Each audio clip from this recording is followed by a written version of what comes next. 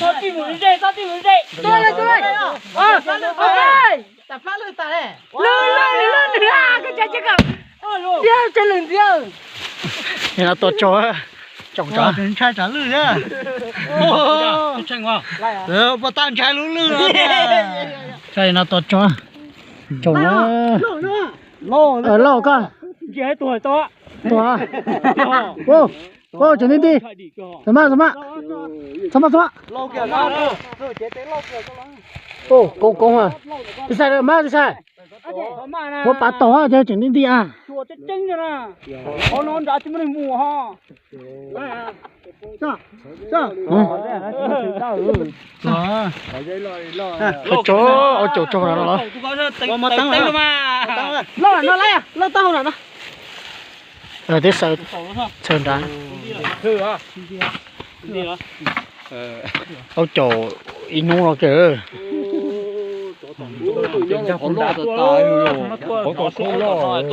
Nó số tao nói tôi khơi lá tao. Ôi, giờ khơi khỏi đảo mà biết chừng có mò nó. Cái to vào. Ôi, chị tao. Đi, cũng hay không? Nó cho cái tiền tao nó rồi à? Có tiền. Còn chỉ ra chưa có tá. Lấy. Nó chuyển tới rồi. Ô, tôi. Đã bị con này. Trùng tôi. Đi con. Sao đấy? Đi con sửa đó. Đi. Chạy mà. Đi phỏ mà đi chơi. Ô, đi phỏ mà. Ô, có bao tiền đại rồi. Tổ con à, tràn. Có chùa. Đà nữa. Tăng hộ có lô hổ à. Cá chín bò lúc con. Không là. Trong nó phổ á. Ô, nét tổ phê cho Có hình gặp tài. Chỉ tao to theo vào. Cũng thay bỏ hỏi chẳng chó gì cho nó ta liền. Lê phê để con cái tôi mua. Ủa, xuống. Ôi, tổ chạy thổi rồi. Đi coi cái gì đó. Đi con đã. To. Cha. To. To.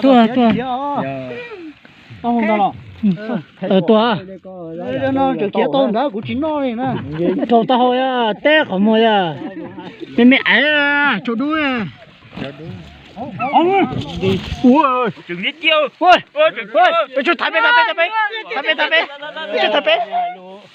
Con. Ô, con đợi xuống đi nó. Tự chưa.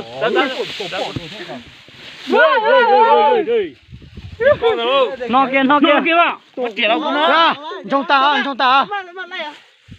Kia. Lại chưa đã.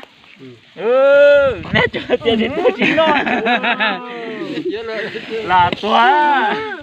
Nó nằm ở thiệt to. Phải lục. Thôi cho mỏ. Ô. Thế thì ông tổn chúng ta lại. Ông tỏi cho con trâu rồi. Sao bé chịu cho vào.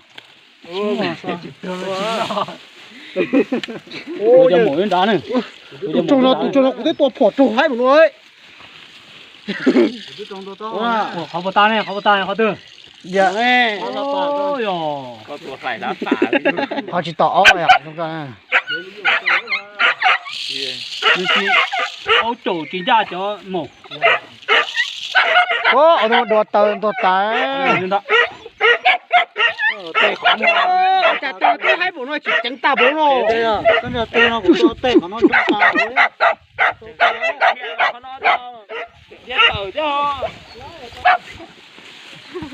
Cậu có bỏ đầu của thọ bỏ nó to hay. Tên nó thô lu thế này nó chẳng hiện nữa nó. Còn mất xe mà tụi đó thế nhỏ. Ôi. Đây. Đây.